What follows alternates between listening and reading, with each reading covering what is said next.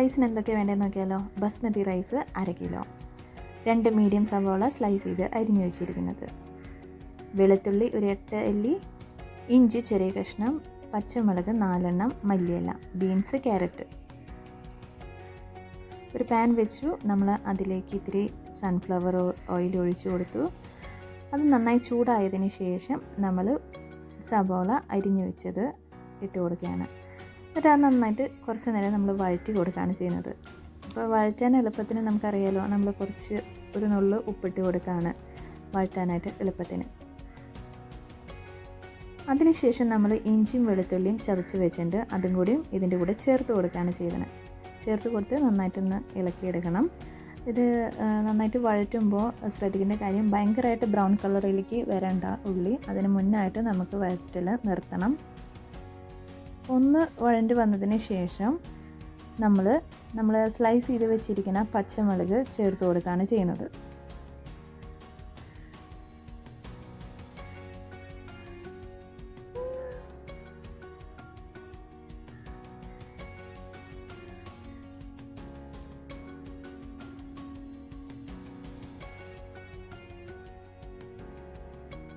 പച്ചമുളക് ഇട്ട് നമ്മൾ നന്നായി വഴറ്റിയതിന് ശേഷം ഒരു ചെറിയ കഷ്ണം പട്ട അത് നമ്മൾ അതിലേക്ക് ചേർത്ത് കൊടുക്കുകയാണ്. പിന്നെ ഗ്രാമ്പു ഒരു 6-7 എണ്ണം അത്ര മതി, നമുക്ക് എണ്ണീറ്റ് ഇട്ട് കഴിഞ്ഞാൽ അത്രയും നല്ലതാണ്. പിന്നെ കുരുമുളക് ഒരു 8 എണ്ണം, മുഴുവൻ കുരുമുളകാണ്, പൊടിയൊന്നുമല്ല, മുഴുവൻ കുരുമുളകായിട്ട് അതിൽ തന്നെ ഇട്ട് കൊടുക്കുകയാണ്. അപ്പം നമ്മളിത് എണ്ണീറ്റൊക്കെ ഇട്ട് കഴിഞ്ഞാൽ നമുക്ക് അവസാനം വേണമെങ്കിൽ പറക്കി കളയാം. അങ്ങനെ ഒരു എളുപ്പമുണ്ട്. ഏറ്റവും സിമ്പിളായിട്ടുള്ള നമ്മുടെ റൈസാണ് കേട്ടോ, വേറെ ഒരു പണിയും ഇല്ല, ചെറിയൊരു ഈ ചെയ്യാനുള്ള കാര്യങ്ങളേ ഉള്ളൂ. ഏറ്റവും സിമ്പിൾ റൈസാണ്, ഈസിയുമാണ്. ഓക്കെ, അപ്പോൾ അതൊന്ന് വഴറ്റിയതിന് ശേഷം നമ്മൾ ക്യാരറ്റ് ഇട്ട് കൊടുക്കുകയാണ്. നമുക്ക് ക്യാരറ്റും ബീൻസും ഇടാണ്ട്. അപ്പോൾ ക്യാരറ്റിന് ഒരു പൊടി വേവ് കൂടുതലായതുകൊണ്ട് നമ്മൾ ക്യാരറ്റാണ് നമ്മൾ ആദ്യം ഇട്ടൊന്ന് വഴറ്റുന്നത്. ക്യാരറ്റ് സ്ലൈസ് ചെയ്ത് വെച്ചിരിക്കുന്നതാണ്. റൈസിൻ്റെ ഒരു ക്വാണ്ടിറ്റിക്ക് അനുസരിച്ചാണ് നമ്മൾ ക്യാരറ്റ് എടുക്കുന്നത്.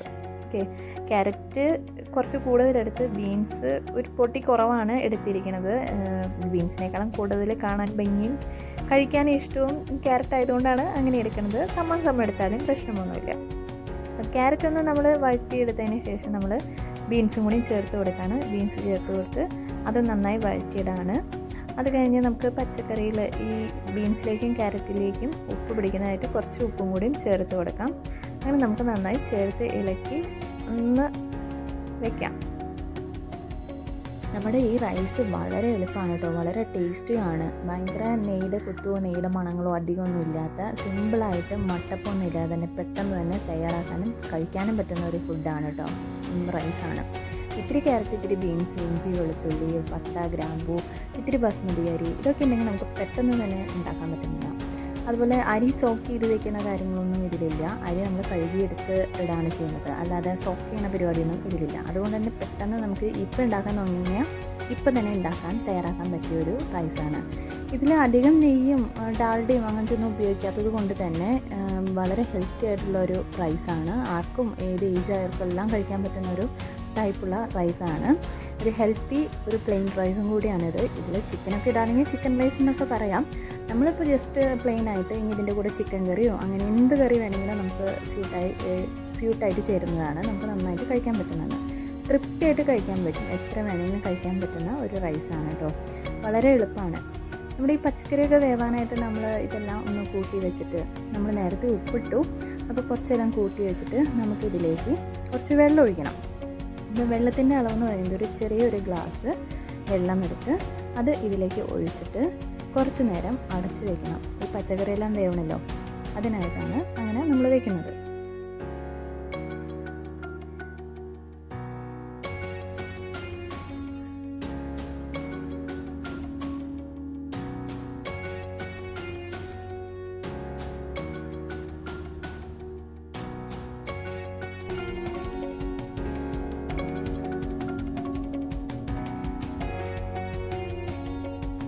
ഒക്കെയാണ് നമ്മുടെ ക്യാരറ്റും ബീൻസും എവിടം വരെയായിന്ന്. ഇതാ നന്നായി വെന്തു, ക്യാരറ്റും ബീൻസും നന്നായി വെന്തുണ്ട്. ഇനി അതിൽ ഇത്തിരി വെള്ളമൊക്കെ ഉണ്ടെങ്കിൽ, ഇപ്പോൾ ഇതിൽ വെള്ളം അധികമൊന്നുമില്ല, എന്നാലും ചെറിയ രീതിയിലുണ്ടെങ്കിൽ ഇനി എങ്ങാനും നിങ്ങൾക്ക് വെള്ളം കൂടിപ്പോയി വെള്ളം ഇങ്ങനെ കൂടുതൽ വരാണെങ്കിൽ അതെന്ത് ചെയ്യണം, ഒന്ന് വറ്റിച്ചെടുക്കണം കേട്ടോ. കുറച്ച് നേരമായിട്ട് നമ്മൾ ഇളക്കി തുറന്നിട്ട് ഇളക്കിയിട്ട് വറ്റിച്ചെടുക്കാം. ഇനി നമ്മൾ റൈസ് ഏത് പാത്രത്തിലാണ് എടുക്കണേ അത് നിറയായിട്ടുള്ള ലെവലിൽ എടുക്കണം. അപ്പോൾ ഒരു കപ്പാണ് എടുക്കണമെന്ന് വെച്ചാൽ ആ കപ്പ് നിറയെ ഒരു റൈസ് ആയിട്ടിരിക്കണം. അപ്പോൾ ഒരു കപ്പാണെങ്കിൽ 2 കപ്പ് വെള്ളം എടുക്കണം ആ കപ്പിൽ തന്നെ. മനസ്സിലായോ? അതുപോലെ ഈ പാത്രത്തിൻ്റെ അളവാണ് ഞങ്ങൾ എടുത്തിരിക്കുന്ന അരിയുടെ അളവ്. അപ്പോൾ ഈ അരി ഈ പാത്രത്തിൽ നിറയുണ്ടായിരുന്നു.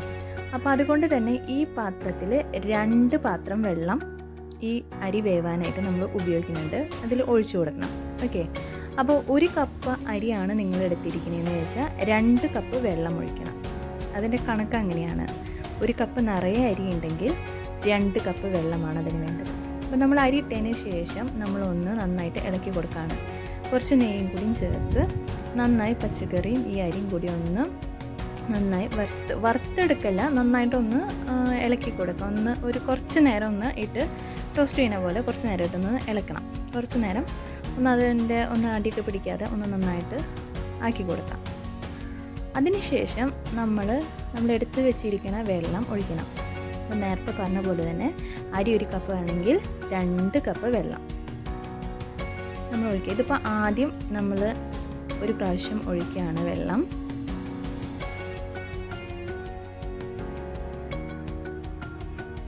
എന്നിട്ട് നമ്മൾ നന്നായിട്ട് ഇളക്കി കൊടുക്കാൻ കേട്ടോ. എല്ലാം വെള്ളം മുഴുവൻ കട്ട പിടിക്കാതെ നന്നായിട്ട്.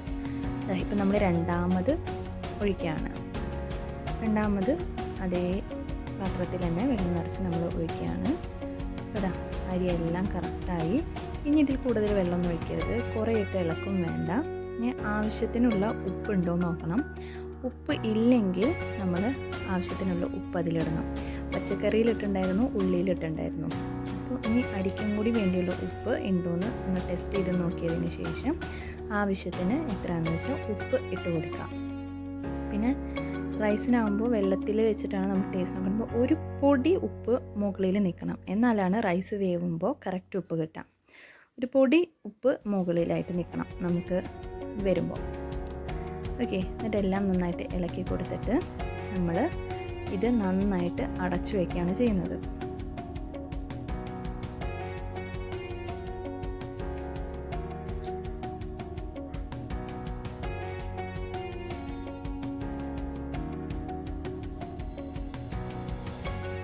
നമ്മളിതാ കുറച്ച് നേരം കഴിഞ്ഞിട്ടൊന്ന് തുറന്ന് നോക്കിയപ്പോൾ കണ്ട തിളയ്ക്കുന്നത് കണ്ട ആയിട്ടില്ല, അതിൽ വെള്ളം ഇനിയുണ്ട്. അപ്പം നമ്മൾ പിന്നെയും അടച്ചിടാണ്. ഒന്നും കൂടി എന്താ തുറന്ന് നോക്കിയപ്പോൾ കണ്ട. അപ്പോൾ ഇങ്ങനെ കാണുമ്പോൾ പാകമായ പോലെയുണ്ട്. നമുക്ക് പാകമായൊന്ന് നോക്കാം. അതിനായിട്ട് എന്ത് ചെയ്യണം, ഇതിൻ്റെ സെൻറ്ററിൽ നടുക്ക് ഭാഗത്ത് നമുക്കൊന്ന് സ്പൂണിൻ്റെ ബാക്ക് വശം വെച്ചിട്ട് ഒന്ന് നമുക്ക് തുറന്ന് കുഴിച്ച് നോക്കാം. അപ്പോൾ കണ്ട അതിൽ ഇത്തിരി വെള്ളം വെള്ളം തിളയ്ക്കണം നന്നായിട്ട്. നമ്മുടെ വെള്ളം വറ്റിയിട്ടില്ല. ഈ വെള്ളം മുഴുവനായിട്ട് തീർന്നാലേ നമ്മുടെ അരി നല്ല രീതിയിൽ വേവുള്ളൂ. അപ്പോൾ നമ്മളത് അടച്ച് ഒന്നും കൂടി ഇടണം ഇത് വേവാൻ വേണ്ടിയിട്ട്. അപ്പോൾ നമുക്ക് ഒന്നും കൂടി അടച്ച് വയ്ക്കാം. അപ്പോൾ അതിന് മുന്നായിട്ട് നമുക്ക് കുറച്ച് നെയ്യൊന്ന് ഇതിൻ്റെ മുകളിലൊന്ന് കുറച്ച് ഒഴിച്ചു കൊടുക്കാം. കുറച്ച് മതിയിട്ട്, അധികമൊന്നും വേണ്ട. കുറച്ചൊന്ന് അതിൻ്റെ മുകളിൽ ഒഴിച്ചിട്ട് നമുക്കെന്നിട്ട് അടച്ച് വയ്ക്കാം.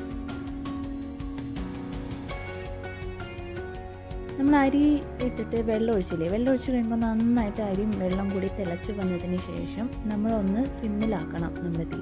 അതിന് ശേഷം വേണം നമ്മൾ ഇടയ്ക്ക് ഒന്ന് നോക്കാനായിട്ട്. ഓക്കെ. നമുക്ക് രണ്ടാമതൊന്ന് നോക്കിയാലോ.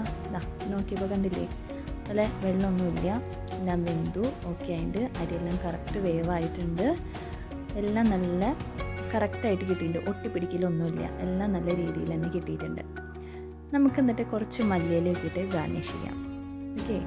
അങ്ങനെ നമ്മുടെ ഈസി ആൻഡ് ടേസ്റ്റി ആയിട്ടുള്ള നമ്മുടെ പ്ലെയിൻ റൈസ് റെഡി ആയി കഴിഞ്ഞു. ഹെൽത്തിയും കൂടിയാണ്, അടിപൊളിയാണ്. എല്ലാവരും ഒന്ന് ട്രൈ ചെയ്യണേ. Thank you. ബൈ.